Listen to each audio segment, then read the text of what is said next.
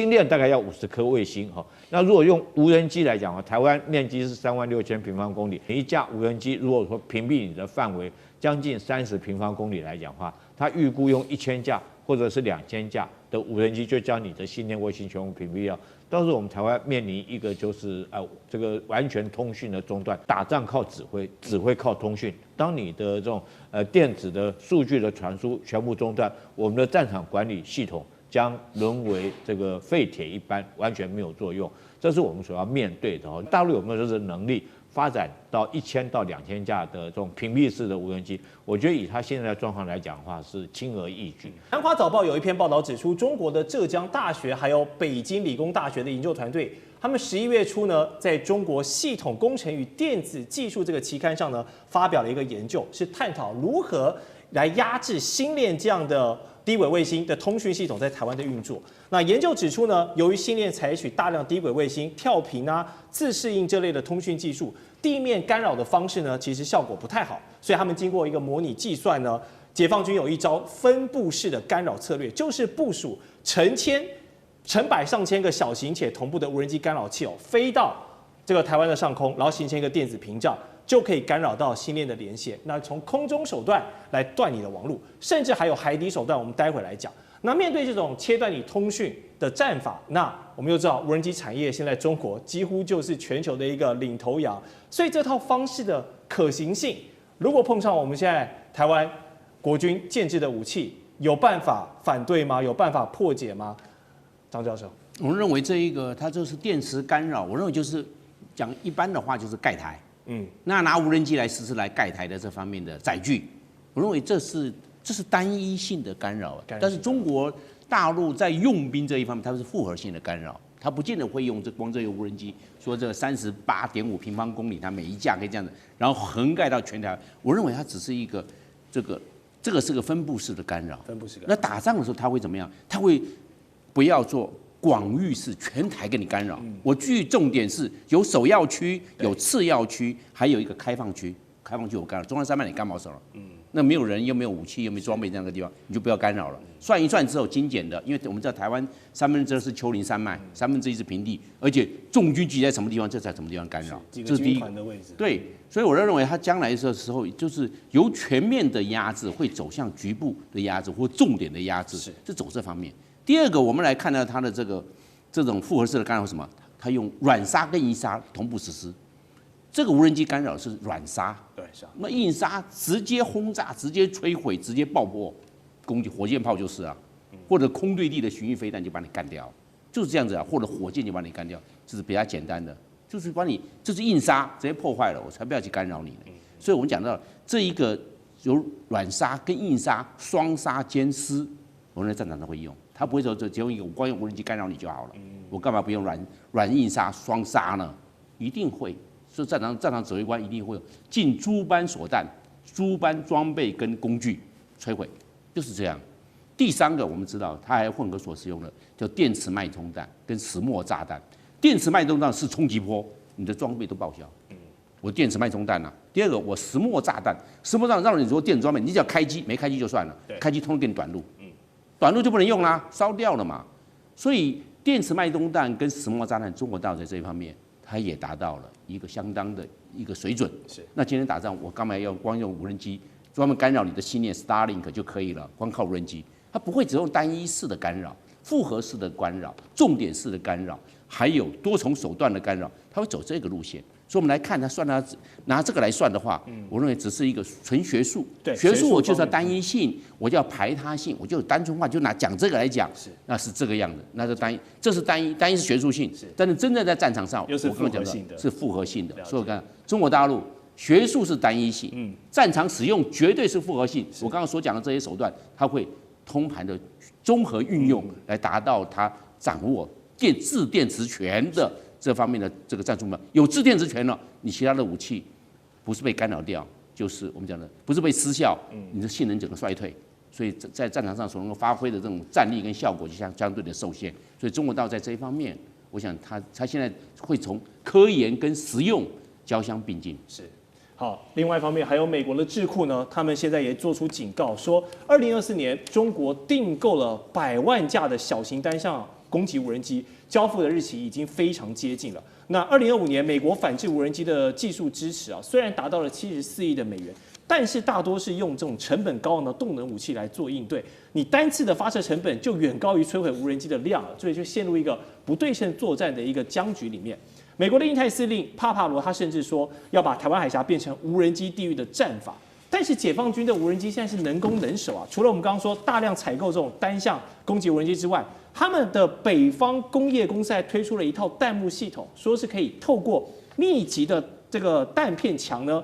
可以同时摧毁整群的无人机，所以一手有攻，一手有防。现在中国大陆解放军在无人机的领域上，张军觉得是不是美国都望尘莫及？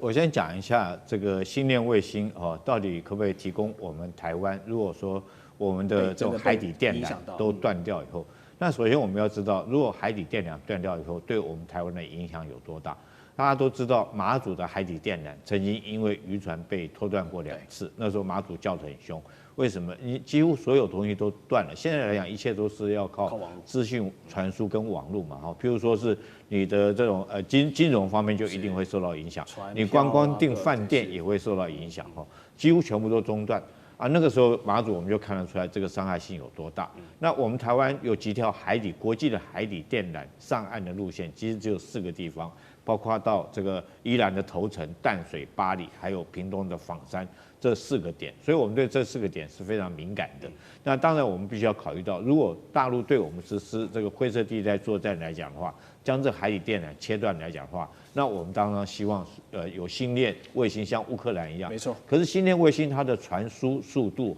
绝对没有海底电缆来得快。那依据这个科学上面的数据来讲，它可能星链卫星能够传输的只是海底电缆的，可能只有它的这种海底电缆是星链卫星大概是数千倍到10万倍所以如果说这个你要靠星链卫星，大概只能说军事上面的传输，民间的金融啊，或者是旅游啦，或通讯来讲的话，大概都不能用，只能供给军方来用。但是这个星链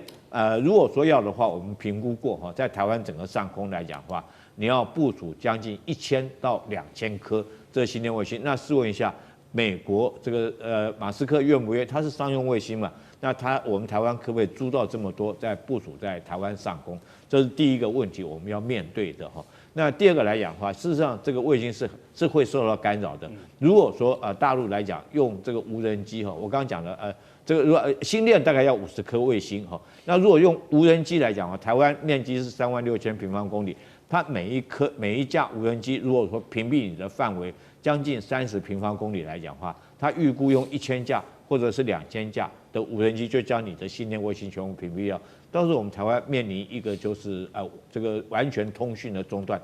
打仗靠指挥，指挥靠通讯。当你的这种电子的数据的传输全部中断，我们的战场管理系统将沦为这个废铁一般，完全没有作用。这是我们所要面对的如果那大陆有没有这个能力发展到1000到2000架的这种屏蔽式的无人机？我觉得以它现在的状况来讲的话，是轻而易举。这是第二个。第二个来讲，我们讲说它发展这个弹幕系统，就是打无人机的了这个各位可能没有经验，我是有经验，打过对空射击。我们那时候对空射击打一个气球这个你对气球来讲的话，它是固定在天上，你都打不到，都很难打。为什么？因为子弹打出去是有抛物线的，你明明瞄的是一个直线，可是子弹飞出去它是往下垂的，是一个抛物线，所以说你没办法算准那个抛物线，刚好打到某一个高度，然后它往下掉的时候刚好打到你气球，所以是非常难打的。那我想说，当过兵的都知道这个你要打一架这个飞机来讲的话，就算慢速飞机或无人机，我们一定要设前置量然后要全排全部一起射击采取对空射击，在飞机的前面前置量取3个或4个前置量来打成一个弹幕，那不是用子弹去打飞机，是用让飞机来撞你的弹幕，所以它这个所谓的这种弹幕系统就是依据这个理念。那在一架机动式的，它是用机动的，那就很厉害了，因为它可以随伴，不管是你的战车部队或步兵部队，可以随伴担任野战防空的任务，然后用8×8的轮车然后带着这个上面来讲的话，可以说是这种快速炮。那快速炮它在前面当发现无人机的时候，它可以打出一个弹幕。那如果说射程可以到这个，我们一般来讲这个步机枪弹可以射程大概短则大概3000公尺左右哈，那形成一个弹幕。当然这个弹幕打出去，它就不是只是打一架无人机。如果说是碰到蜂群式的这种无人机攻击来讲的话，它可以打一片的无人机所以说他们称之为金属弹幕哈。这个也是解放军新式对无人机的防范。当然除此之外它也有软杀的，软杀就是什么？就譬如说电磁干扰啦哈，这个或者是说这个用电磁干扰将你干扰掉。所以你会看到，在俄乌战场上面，对无人机有很多奇奇怪怪的方式哈，比如说我们看到它用渔网哈，让你飞机没办法撞进来。那第二个来讲，我们也看到俄罗斯现在无人机变成这个用纤维光纤式的，就它就不受干扰了，因为我有条线控制它，你这所有电波对它干扰不到。也看到过更奇葩的战车，我想大家都看到，那个战车装的跟乌龟一样哈，跟甚至于现在更新款的跟刺猬一样。主要目的都是在防无人机。那解放军现在来讲，如果说他用这种弹幕系统来打无人机，确实可以跟着部队一起机动。那对这种随伴在不管是战车部队或者是步兵的状况来讲的话，可以提供这个地面部队很好的一个防无人机的一个防护的装置。好，面对解放军这样低成本，然后大量密集，可能是自杀机，可能是这种遮蔽机，各式各样的这种战术跟打法。那台湾领导人赖清德总统呢，11月26号的时候就表示，中国以2027年完全武统台湾为目标，要加强国防自主，预计未来8年要投入这个1兆2500亿的经费，打造台湾之盾。但是看起来台湾之盾标榜的高科技跟精准打击，都是来针对一些高价值的目标，对像无人机这种可以放弃，就是打你一个自杀式的不对称打法，杨老师觉得是对症下药，还是有点搞错方向？我先讲啊，在赖清德总统的谈话以及文字当中，他真的至少在文字上面，同时他也是这么讲，说中国大陆现在是以2027年达成武统目标。那你搞个计划拖到2033年有什么用？如果你是要面对2027年的武统目标，你提出一个8年的计划，1.25兆，我觉得这怎么对怎么呢？好吧，就先把这个东西当做他的口误好了。那8年分7年的这个预算，一年大概1800亿。其实隔一天，行政院就提出来的那个就是特别计划的草案，里面有7项他要采购的重点项目，我念给大家听。第一个，精准火炮，你要打嘛？对。第二个，精远打击飞弹，这是飞弹的。第三个，无人载具和反制系统，也就是反无人机的这个系统。第四个，防空反飞弹、反装甲飞弹，这基本上也是飞弹体系。第五个，进入到 AI 的辅助指挥管制、通讯、资讯、网络情报、监视及侦查，这个叫 C5ISR， 这军方的整个就是管控系统。第六，强化作战持续能量相关的装备及其他的装备。第七，台美共同研发及采购合作之装备及系统。我觉得有3个东西这个所谓台湾之盾面临到很大的质疑，一个是已经发生，那一个是可能真实面对，一个是所谓的这个盾跟穹，就是来自于以色列的铁穹系统，它是有爱国者飞弹，它自己本身的飞弹一层一层高空，然后呢到这个低空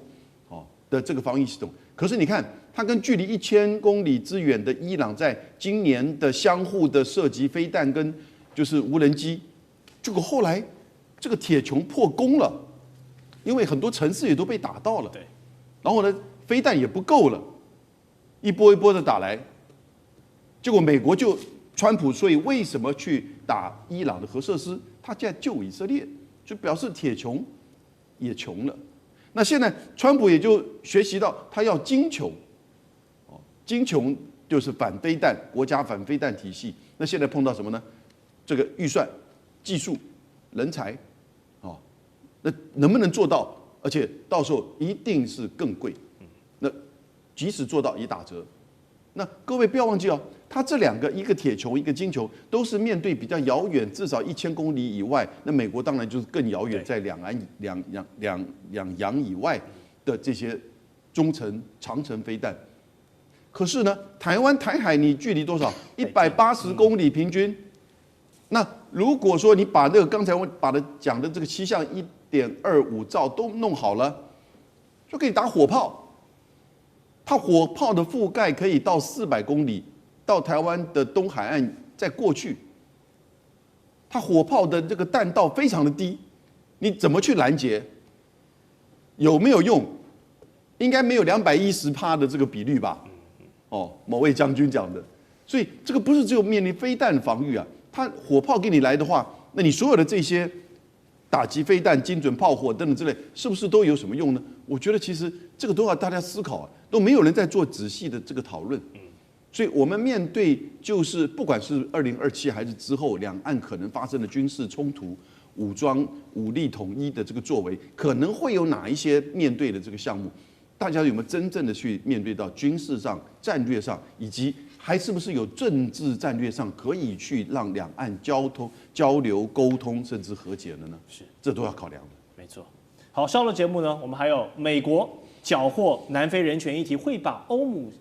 盟稀土战的策略给搞砸吗？还有中国大陆现在掀起了黄金热，可不是有老百姓要赚价差投资啊，后面有更积极备战的开战讯号吗？日本的防卫大臣小泉进次郎，他这段时间呢去到了与那国岛视察，并证实了日本呢要在跟我们台湾很近哦，就在这个宜兰苏澳镇只有110公里距离的与那国岛来部署03式的地对空飞弹。那么在这之前呢，这座岛屿就已经部署了12式的反舰飞弹，而它的增射版哦，这个射程最多可以打到1500公里范围的目标。那这么多的这个威胁举动，当然看在中国大陆眼里是很不满意啊。所以国台办发言人彭庆恩呢，他就说，日方在台湾附近区域部署这些进攻性的武器呢，蓄意制造区域紧张，挑动军事对立，这是一个极其危险的动作。好，那么这个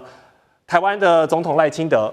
也是发言了，就在昨天的这个记者会，他说呢，中国以2027年完成武统台湾为目标，加速侵略台湾的军事准备等等，也都让现在这块区域啊，这个台湾、日本还有中国整个牵涉来进去。那如果与那国岛部署的武器，加上台湾赖总统要增加军备部署的武器，加起来的力量，赖老师认为对解放军的威胁有多大？当然有威胁，但是我们要评估它的威胁有多大的时候，我觉得要思考几个点。第一个点就是它的数量有多少，第二个就是它的机动性，就是自我保存的能力有多少。我觉得应该要考虑这两个部分。为什么？因为它在与那国岛部署的是03式，是地对空的防空导弹，它可以打战机啊，各类型的战机，那也可以打这个已经接近它岛屿的这个超高音速的导弹啊。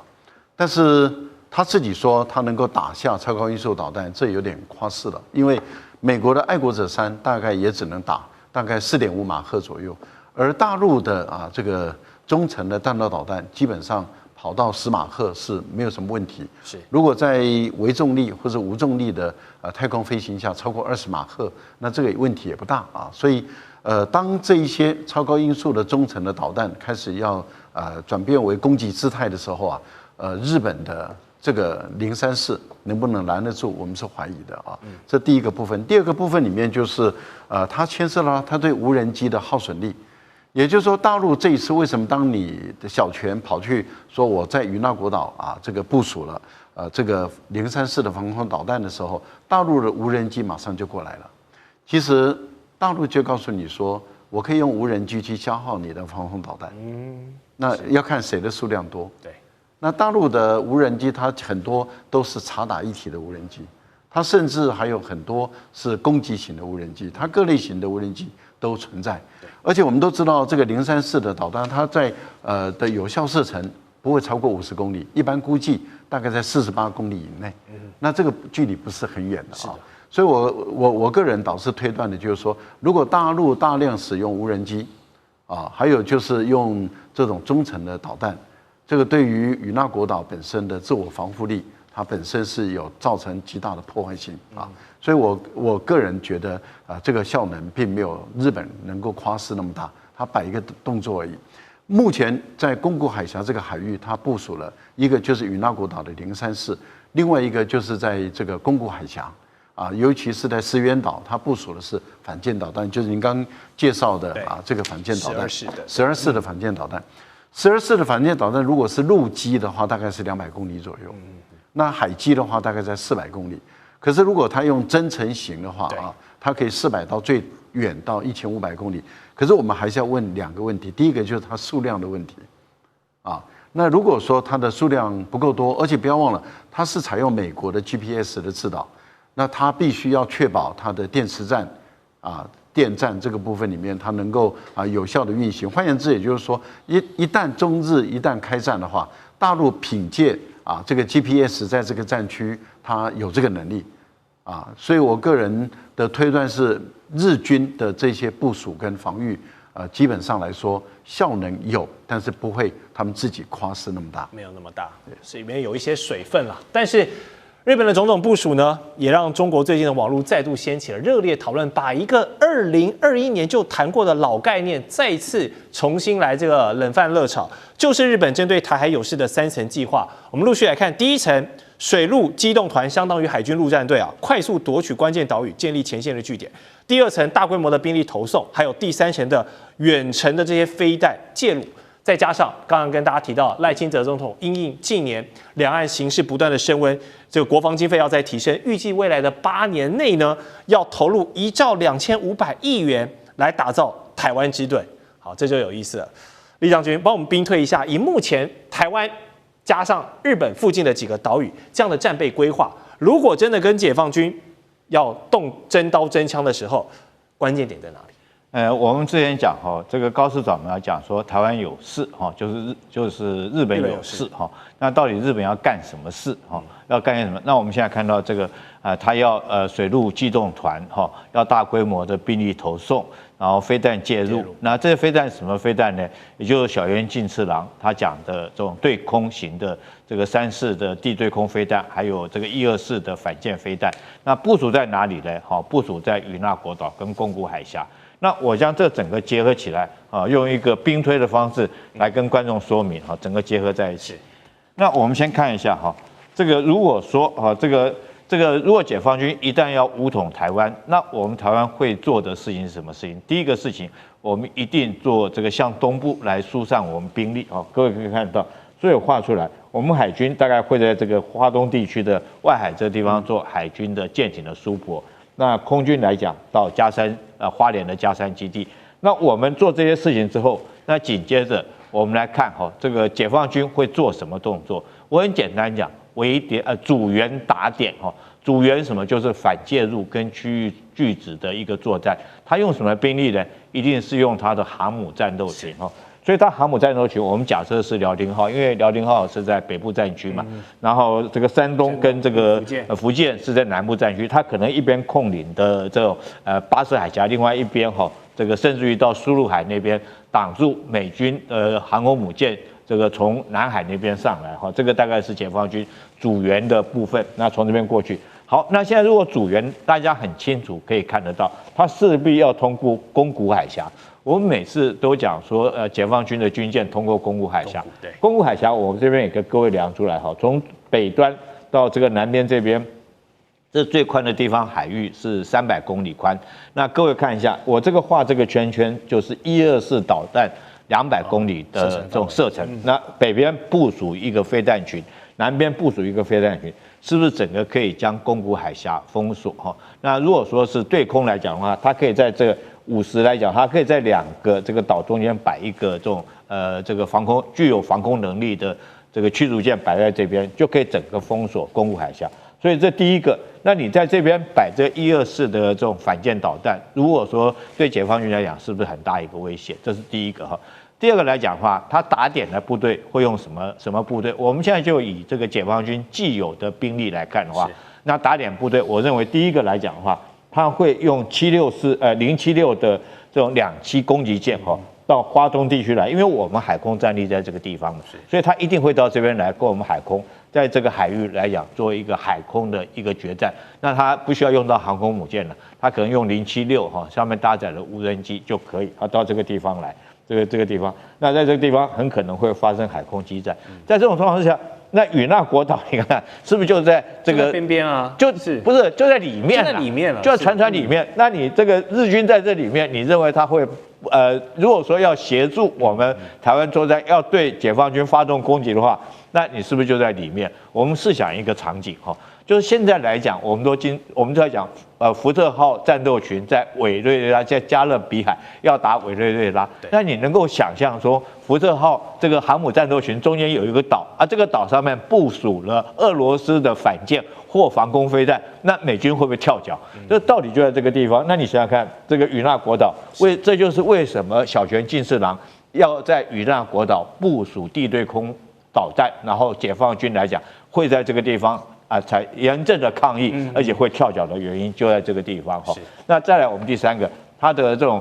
这个水陆机动团是干什么？我们都想，你日本来讲的话，你是防卫为主啊，你干嘛要建立这种公司部队？抢滩吗？对，就是抢滩。你知道登陆作战，我们一定要反登陆作战。反登陆作战最好的方式是什么？就叫逆登陆作战。各位可以看到，如果说是在北部地区，它这个我们用075的船团在这边登陆上来以后，我们在北部这个地方抵抗。如果这时候船团停在这个地方，那如果说是这个日本要驰援台湾，要介入台湾的事情，它的水陆两栖登陆船从屁股后面再给你打上来，这就叫逆登陆哈，就你登陆滩头，你建立了滩头阵地，我从你滩头阵地再打上去，那时候你如果这边再打上来，你各位可以看到这075这个登陆船在这边。这边是我们守军这边当做一个砧板的意味。那你这块肉放在这个地方那上面来讲一把菜刀又从后面砍过来，那是不是对台澎作战、防卫作战这个解放军来讲的话，就陷于一种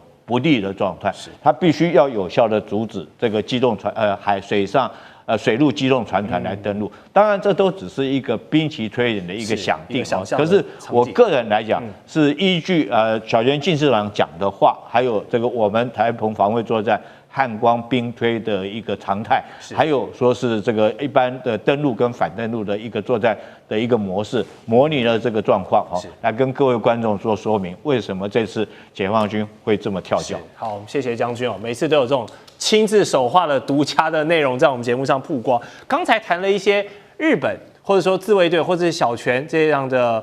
这个长官呢，他们这样的一个想法，但是台湾这边是怎么想的？赖清德宣布投入1兆2500亿要打造台湾之盾，让台北股市这几天的军工题材又变得火热起来。但这些都是老百姓的纳税钱，具体会用来补强哪些战力？是说要发展不对称的作战吗？还是来添购一些高科技的武器呢？怎么做钱才花在刀口上？我以为你很了解。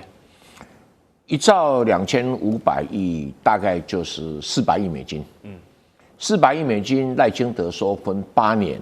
来做国防特别的经费，那表示1年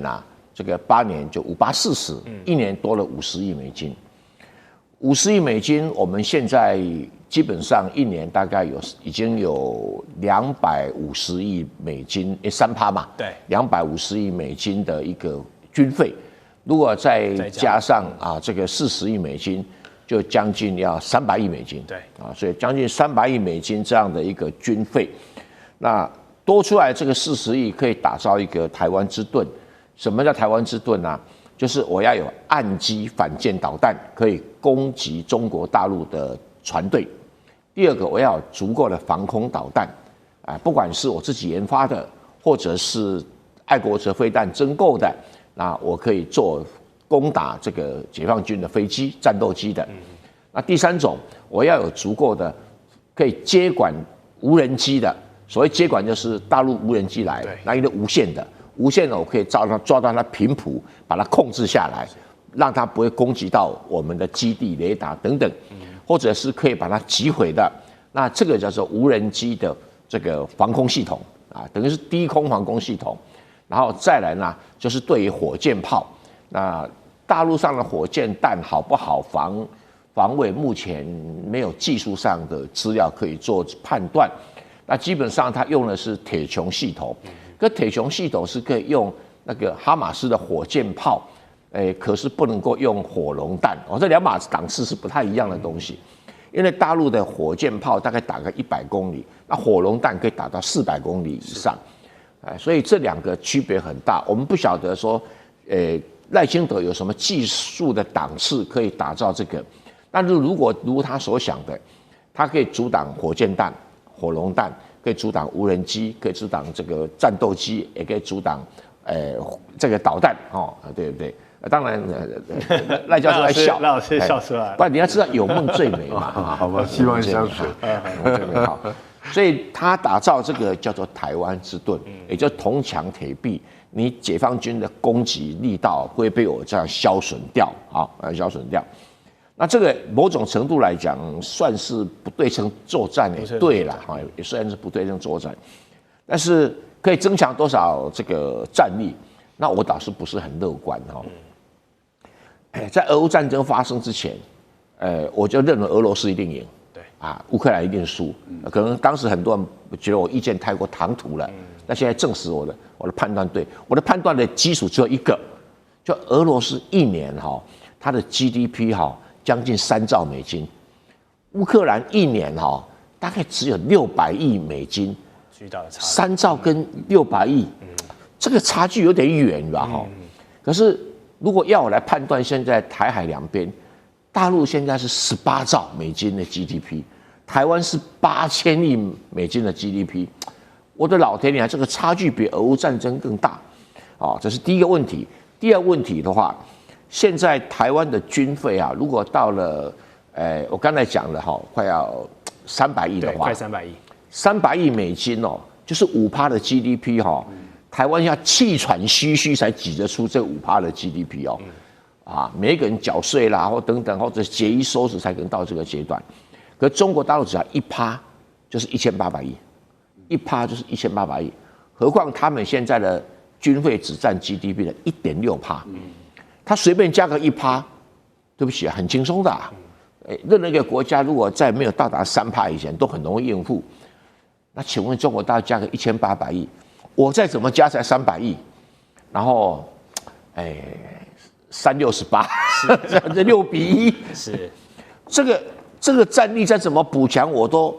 没办法。一个军备竞赛，台湾是一定输，一定输。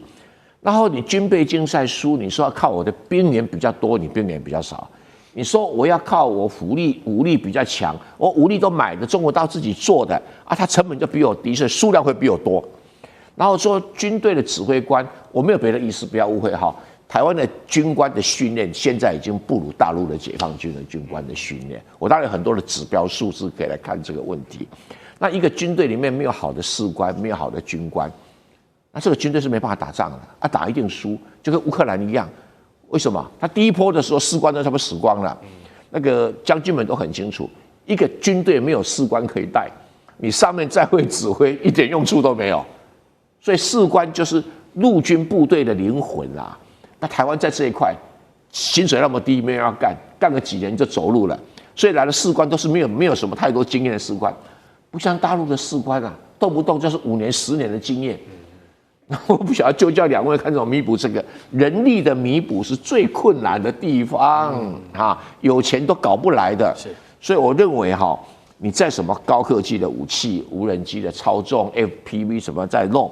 这个跟大陆档次都差很远。是，那人力啊、素质啊等等差距一总概算下来的话，你这个台湾之盾哈，只是台湾捕破网。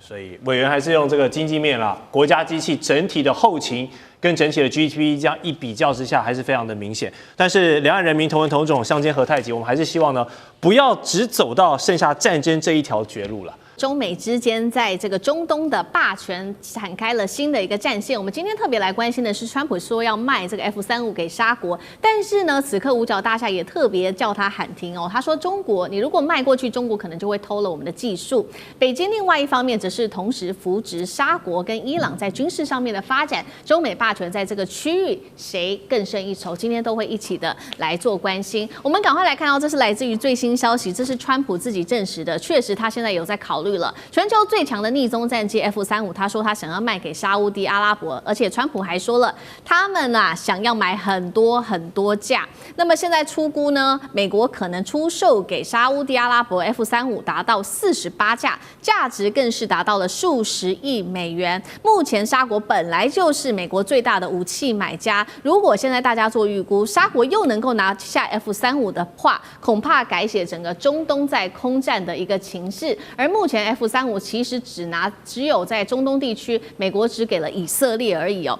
那五角大厦也做了一个示警，他们认为说沙国现在跟中国大陆的关系其实蛮好的。如果说你的 F-35真的卖给他的话，中国就可能得到美军的核心技术，也就是他们的 F-35技术会不会被大陆给窃夺走呢？美国要紧张的事情还有中国大陆近期在中东地区的军武上面的渗透，包括了跟沙国建立了这个导弹生产线，并且大陆愿意转移更远程的这个导弹上面技术支持沙国，并且也提供沙国在雷射防空系统天盾的一个武器系统哦。CNN 做爆料，不只是在布局沙国，大陆更是秘密的按住伊朗来做全面它的飞弹的重建，并且提升它的技术。美国的议员这时候也突然间呛瞎，他说大陆共产党从欧洲他们势力不断扩展到中东地区，持续助长威权扩张到另外一个重要领域的国家了。好，所以节目一开始我们来看到川普，他一方面想要拉拢沙国，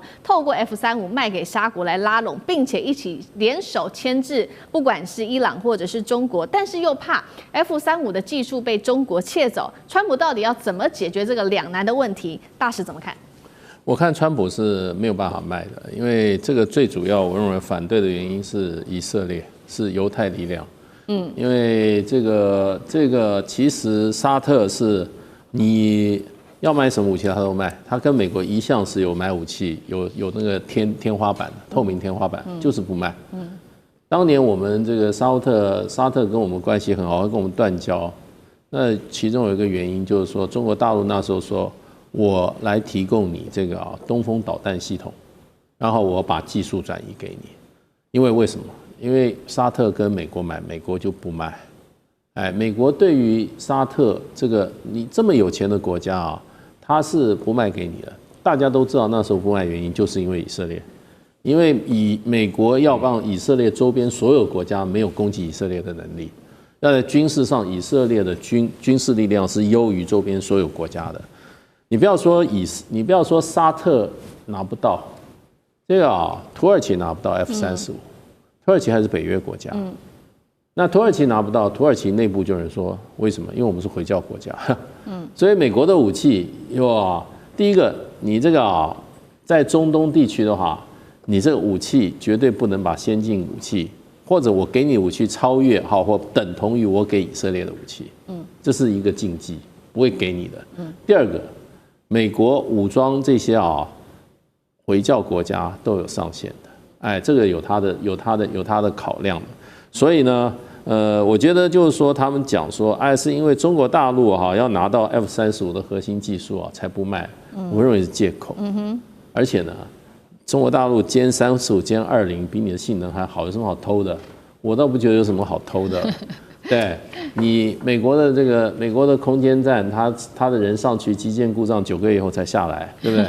少女变成这个少妇了，对不对？那中国大陆人家9天就解决了，对不对？天宫站它的那个这个火箭，对，他那个接收，因为他的那个座舱被这个太空的流星雨还是什么打坏了，有一点点瑕疵，花了9天就解决了。所以现在歼35、歼20都是中国芯，中国芯的意思就是说，他连发动机都自己做的。那所以就变成就是说，我也不觉得中国大陆有什么一定要你歼35，你的涂料了不起吗？那你为什么要 F-35？对，所以我认为这个是一个不卖给沙烏地阿拉伯最大理由还是以色列。好，所以以色列一直都是美国的软肋，这样看起来，这个美国的武器要出口到中东还是有它的上限。那大陆会不会趁这个时候趁虚而入，用更大胆的军武合作，像是跟沙国跟伊朗合作，来稳下在中东地区的霸权？干哥又怎么看？这个议题是假议题哈，也就是川普要卖48架 F-35给沙烏地阿拉伯，这完全是假议题。为什么？因为不会成功。再来，川普这一届做完了，还有没有下一届不知道。但是在这一届做完之前，沙烏地阿拉伯排队都排不到，也许他可以在台湾之前排队等到 F-35，最快的时间大约到2032年才拿得到，所以这是假议题，不要再纠结了。但是对于中国来讲的话，这件事情是很严肃看待的，你知道为什么吗？因为其实美国在这个刚刚大使讲的回教国家是拿不到的，对，你就是拿不到。为什么？第一个，美国对于回教国家的飞行员一点信心都没有。土耳其也是。沙烏地阿拉伯也是。任何回教国家，包括最会用武器的飞机飞得最好的叫埃及都拿不到。所以当然了，这里面回教世界最有钱的老大当然是沙烏地阿拉伯了。沙烏地阿拉伯我说过嘛，买了1000辆 M1 坦克啊，1000辆啊，吓死了。这就是说等于它是整个北约加起来的 M1，它都比人家多。但是回教士兵操作坦克跟飞机的结果都很让美国军事专家头痛，很不满意。为什么？因为他们没有进步的思维跟文化去操作这些东西。再来，最重要的是什么？是以色列的反对。其实第一个扣关想要买 F-35的叫阿联酋这国家，也是有钱的要命。结果美国说一句什么，你知道吗？阿联酋5年前要买 F-35，他说可以，我们可以考虑卖给你，不过我们要加装特别开关。后门。什么叫特别开关？特别开关就是说，万一你们跟以色列有冲突的时候，我就要把这个开关给关掉了，让你们的飞机不能起飞。我们听起来跟天方夜谭一样，但事实上美国是有技术远端遥控的。那阿联酋就说我听不懂你在讲什么，东西卖给我们了，就像美国卖那个 AIM-120先进中程空对空飞弹，说放在琉球不给我们等到我们真的台湾有事才要交给我们，那像话吗？所以阿联酋就拒绝了，说你不卖就算了，不要用这种莫名其妙的借口。所以美国其实很防很防说这东西要是万一被中国给技术窃取的话会怎么办？不过美国人的担心你们是对的，因为你们任何先进科技根本完全逃不过中国人的眼睛。当然这是一种学习，你要说模仿也可以，可是我跟你讲，只要沙烏地阿拉伯拿到或者阿联酋拿到的话，F-35的秘密会完全公诸于世就是说中国它一定也会跟沙国分享。所以在这种情况底下，老实讲一句，你要把 F-35卖给沙烏地阿拉伯是具有极大的风险的。那沙烏地阿拉伯恐怕它在这个态势感知能力的培训跟提升的话，美国还要派专人去教他。所以像日本没有这种问题，澳大利亚没有这种问题，为什么？因为它本来它的军事资源跟建构就已经有那样的水准，不需要特别派教官去教。我卖给台湾，我们还是要去学。像沙烏地阿拉伯，他要从头学起，这件事情根本不会成功的，所以不要太伤脑筋。对，或许这个沙国也料到美国根本就不可能会卖 F-35给他们，尤其是也有了这个刚刚干哥帮我们听到5年前阿联酋的一个先例所以呢，沙国现在其实在外交上面透过一些比较灵活的方法也来做制衡。那沙国的灵活外交就是跟中国大陆的好友巴基斯坦在近期展开了一个密切合作，双方最新签下了这个共同防御条约，等于说有一方受到攻击，就等于攻击的2国，所以2个国家其实共享军事情报，甚至是核能力上面的合作的。一边在中东，我们现在看到2个势力，一个有美国加上以色列，那另外一方面最新的这个中国加沙国加巴基斯坦的新三角，能不能在这边如何做一个竞争？那以色列的 F-35的这个空中的优势还能够守住多久？像这个又怎么看？最近在中东的这个各方面战争或者是备战的情势呢，背后的武器供应来自美国跟中国这2大阵营越来越鲜明了。我们首先看美国跟以色列的部分，以色列最近才用30亿美金买到了25架 F-35所以很便宜但是台湾好贵但就怎么那么便宜？果然人家几还是不太一样当然其实因为主要在以色列称 F-35叫做全能者。认为它可以主导所有当中空中优势的战争。要知道，在加萨地区，现在以色列在轰炸加萨地区超过3600个目标点。打了飞弹已经超过6000多发单是这个飞弹，所以这个武力当中要不断的扩充。要知道，其实在整个空军来讲，其实以色列长期都是 F161的风暴战机，是它到现在为止的主力，所以现在一直在继续扩充到 F35，它希望还是要拿到更多的优势。而这其中很大的原因确实没有错，其实就是刚才讲，另外一边包括中国跟沙特跟巴基斯坦。我们知道巴基斯坦除了在印巴的这个战争当中打了非常厉害之外，其实大家都公认，国际上就是前阵子巴基斯坦打阿富汗非常非常厉害，而且这个里当中也包括陆军的部分的动员、体系化作战，可以说连夜之间的快速抵达，这整个战术基本上就是中国大陆可以说教他们的体系化作战的，包括地面的战术。所以陆海空除了海之外我们也看到了在整个中东地区，巴基斯坦展现了中国背后的军力跟作战方式。那我们都知道，其实沙特这样，沙特长期以来其实买美军的武器为主，他们买最贵、最多、最新的 F35，当然有的是钱，因为沙特的做法不是为了打战，是为了威吓，钱转成武器，最厉害的武器、最厉害的飞弹，而且可以买苏联的、买中国都可以买，他的土地上都有，他就是要做威吓。可是现在看起来，这个美国对于 F35当中控制，说法是怕它流到技术流到中国，当然中国需要吗？刚刚大使已经解释很清楚了。可是我们必须要得说，这种作战的部分方式，我认为也确实吸引沙特。我觉得最近在包括珠海航空展2025年，包括长春航空展当中，你看到的都是沙特都专程派团队去东看西看。当然，美国不太愿意，也不太可能会阻止他们买中国的部分的武器，但至少这个体系化作战或透过巴基斯坦，现在他们就是付钱给巴基斯坦，用中国的武器一起保护沙特的这个紧密的联盟，看起来是突破的方式。中国大陆一出手，现在中东的战力是否天翻地覆了呢？因为最新消息有伊朗现在的飞弹库是满血复活，有一个说法，2000枚骑射会来压垮以色列。那么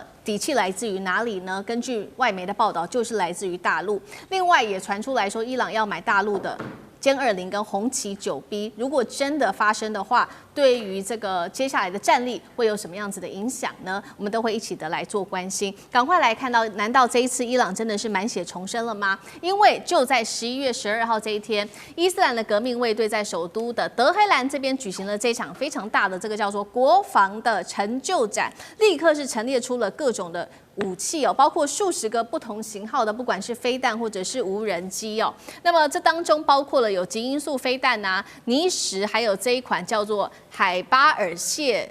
坎的弹道飞弹，其中我们要来特别关注到就是这款弹道飞弹，它有什么样子的一些优势跟它的战力呢？它号称是伊朗版的碉堡克星，射程高达了1400多公里，那么弹头重量500多公斤，它的瞬间的撞击的速度可以达到3马赫的一个速度所以我们来看到 CNN 这个时候就点名了说，伊朗为什么能够在这么短时间，只有半年的时间就能重建它的飞弹军火库？答案来自于就是因为大陆给他们的底气，因为大陆方面呢，从今年的9月份开始就不断的运送2000公吨是用来制作飞弹的这种固体燃料，这个叫做过氯酸钠，预计这批原料就能够让伊朗来制作出非常多，高达500枚的飞弹。CNN 更是预估，如果冲突再起的话，伊朗这次的战力会超过6月的战力，一次可以就发射2000枚的飞弹，压倒来自于以色列的防卫。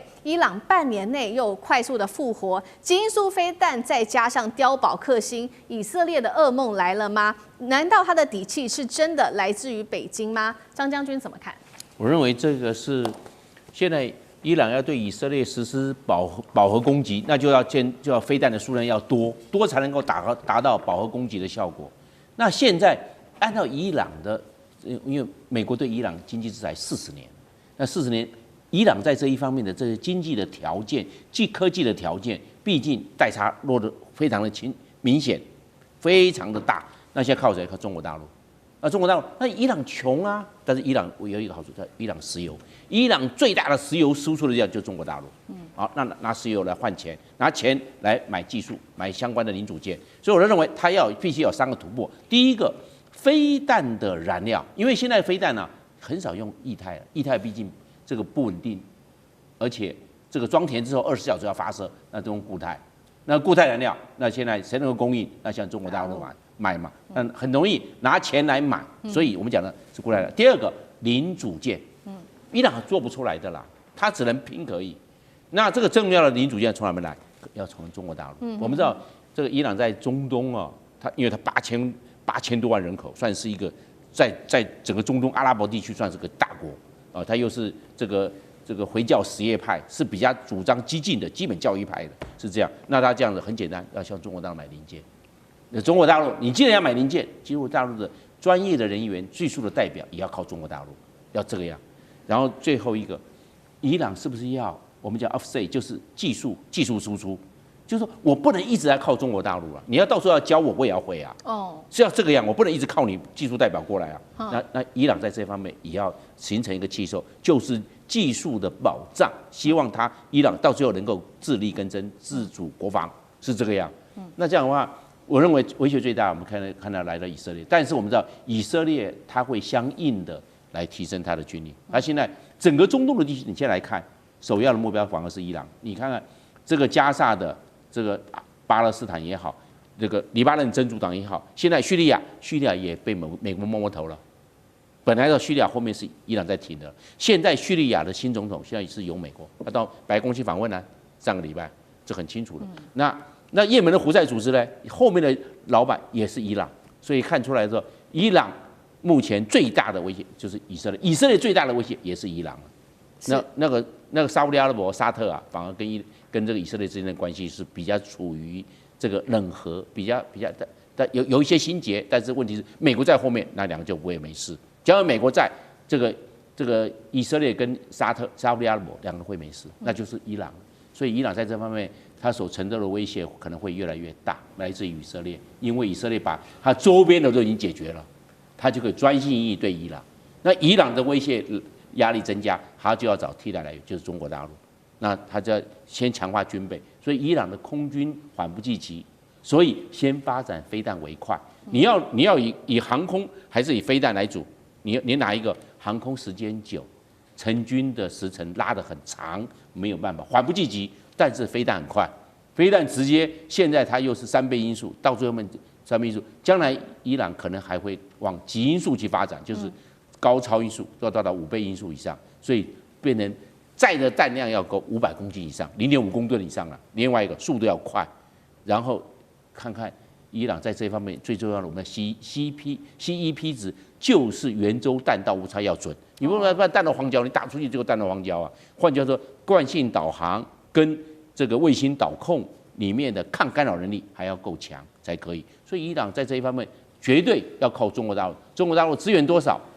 伊朗的飞弹的技术才会提高到多少。好，所以我们看到伊朗现在面对加剧的地缘政治，来自于美国跟以色列的这个威胁哦。所以刚刚将军帮我们看到嘛，先来做比较简单的，至少先把飞弹发展起来，再好好的布局它的空军。那确实，刚刚除了飞弹之外，伊朗确实也有想要好好布局它的空军，所以他现在也计划用它20亿美元价值的石油来买大陆的什么呢？2大杀器，第一个就是歼20隐形战机了，第二个就是防空系统红旗 9B。他说红旗 9B 之后会来搭配俄罗斯的 S300整合系统，补上伊朗它等于它防空的最后一块缺口。如果真的有这些武器的话，对于它的战力会有多大的提升？能够跟以色列来稍微做制衡吗？厉将军怎么看？6月份这个伊朗跟以色列12天的战争当中，我们看到这个以色列用的是战机如入无人之境，然后在整个伊朗上空对它这个肆意的攻击。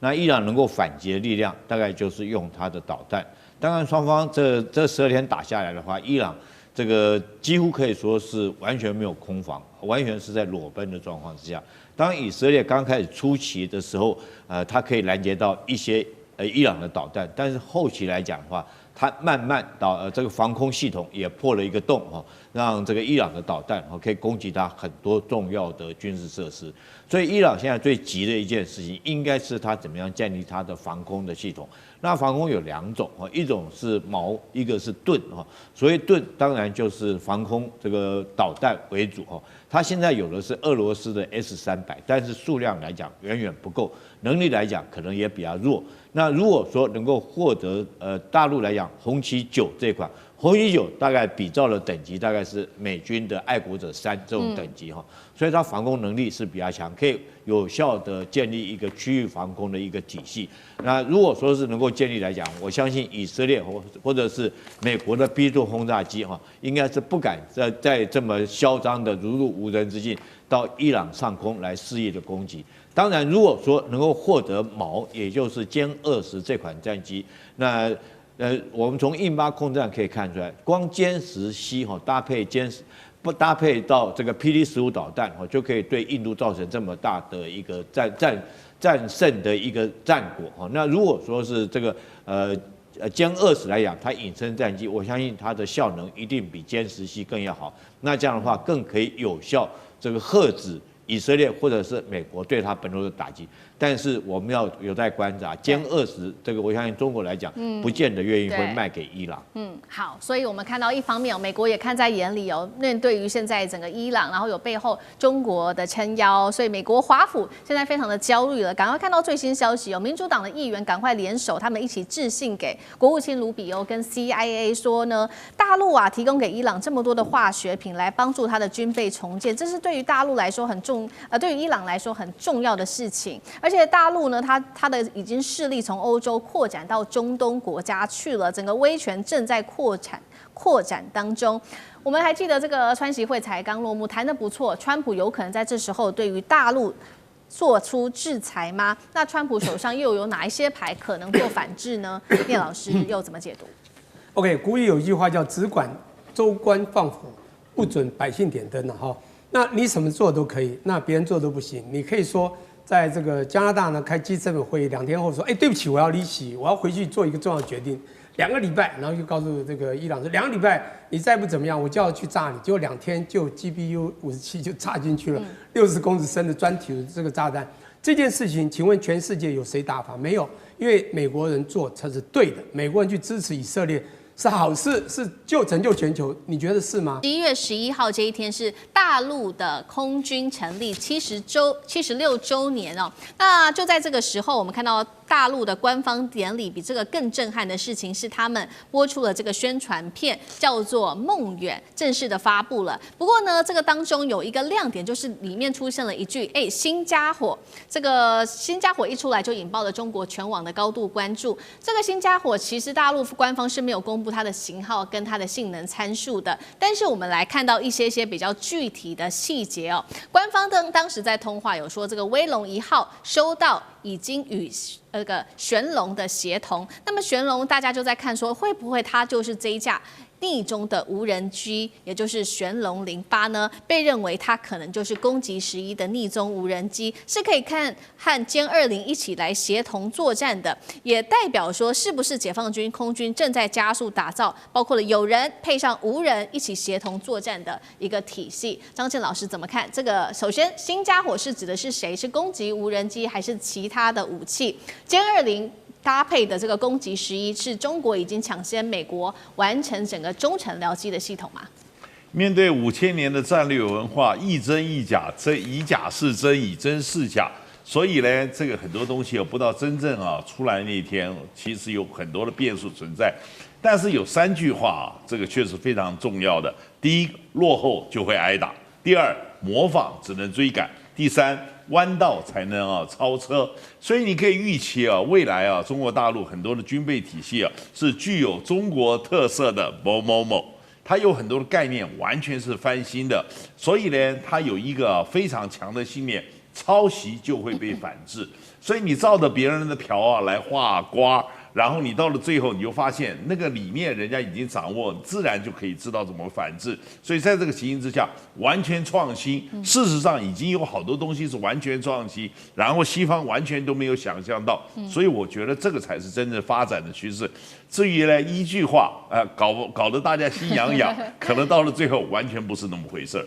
是好，目前大家都还在猜说这个武器到底是谁，是这个新家伙到底是谁。但是我们来看到一个比较具体的东西，是来自于美国的军事网站战区网的一个爆料，说正在试飞的这一架是这个巨型隐形飞翼无人机，是不是这个无人版的轰20呢？来看一下它的基本的一些小档案。现在异常说高达了42公尺，比美军最新的 B21它的突袭者战略轰炸机还要大了一整截，只小于 B2 的幽灵战略轰炸机，会不会它就是无人版的轰20呢？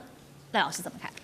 这个我们还没办法证实哈，因为大陆的官方有关于这个轰20传说很多了啊，但官方从来没有证实，也没有否定。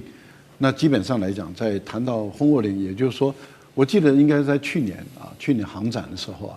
香港有一位记者就特别问到大陆的空军的副司令就问到说，轰20会不会在深圳的航空展会出来？然后他就说你们看看吧。这个时候给大家都感觉到说，哎呦要出来了，要出来。结果去年深圳没有出来，今年一样也还是没有出来，所以大家都在问说，那到底什么时候出来？因为轰20如果出来的话，那它是真正名副其实的这个战略武器哦，因为它可以确保3位一体的核打击能力是你几乎无法阻挡的。那这个对于大陆来说，它的核武的数量就不需要到4、5千枚了。其实1500枚也就绰绰有余了。对，为什么？因为目前来说，我们看到的这种轰6K，因为轰6K它本身不具备有隐身的特质，可是如果是轰20的话，它一定要具备有隐身的特质。第一个，第二个，它必须要是跨洲的这种长航行的飞行，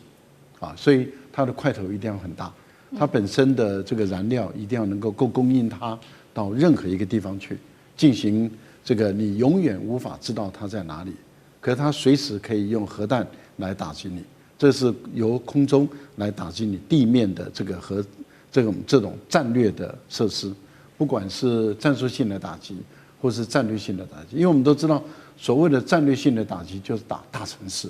打大的工业区，例如说像硅谷这样的一个大的工业区，用几枚核弹就可以整个摧毁，美国就瘫了嘛，这个是大家都知道的事情。所以你要确保能够对于美国的本土进行，你美国毫无拦截能力，包括精穷做出来也都没有拦截能力的这样的一个工具，那轰20是当之无愧的。那问题就是在于什么时候出来，而它性能会不会超过这个美国的 B2或是 B21？B21我们基本上来讲会认为它比 B2还要差，虽然是新造出来的，但为什么？因为它是阳春版嘛，就好像我本来造一个豪华的这个跑车，结果因为我现在穷了，所以我造出一个阳春版的跑车，那叫做 B21然后我就说我 B21比 B2好，没有人相信，因为你是泡面嘛，你阳春版的，阳春版不会比原本的豪华的还要好，这个是大家都知道的事。所以美国怎么吹嘘，大家都知道。现在的情况是，如果轰20一出来比 B2还要好，那这个美国它基本上就会吃不住了，因为它怎么办？对，那对于中国大陆，它在核打击的战略方面，它就不可能再产生任何威慑的效果。所以我觉得大陆在这个部分里面问题不大。另外一个部分里面就是您提到的攻击11，事实上我们看到的已经是攻击21了，那这也是经过也准官方证实了，而且我们也看到了在编队飞行中有这个歼16D，这是电战机，它可以扫除空中的障碍，然后有歼20它是踹门的一个空中堡垒，可是搭配的，因为这个歼20它是双人座的。所以它搭配的就是攻击11或者攻击21，它可以更深入的进行战略性的打击。我觉得这个对于大陆的空战来讲，它已经开始具备有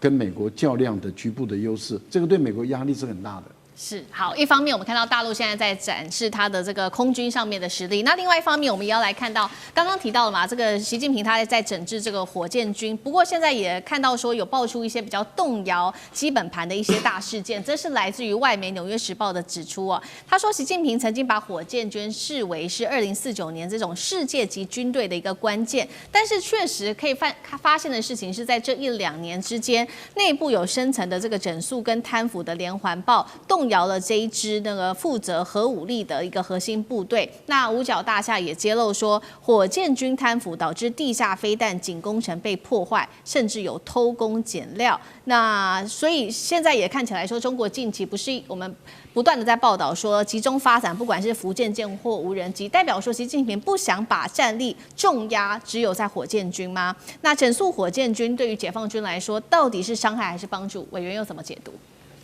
中国大陆解放军在海军啊、空军啊、也陆军啊都有很长远的发展的历史，所以它的规模在成长过程跟它组织的监督管理基本上跟得上。火箭军就不太一样，它有2炮部队所转型成功了，就一开始预算突然间快速膨胀，任何一个团体都会有情形，就是你的组织、你的管理、你的监督系统根本就跟不上。那你一跟不上的话，有那么多的采购事项，那么多的工程事项，从火箭军的各种基地啊、地窖啦等等啦，还有采购啦，还有零组件啦，那个是一下子变得非常的庞大。一下子这么庞大的话，有一些这个监督单位对于他们所报上来的一些工程啦，或者一些技术的需求，基本上不一定马上跟得上。通常这种监督人是要干过技术人再来做的，可是因为组织实在太快膨胀，就引起了一些上下其手的机会。这个上下其手的机会，对于北京的这个政治局来讲，他担心会不会北洋舰队重演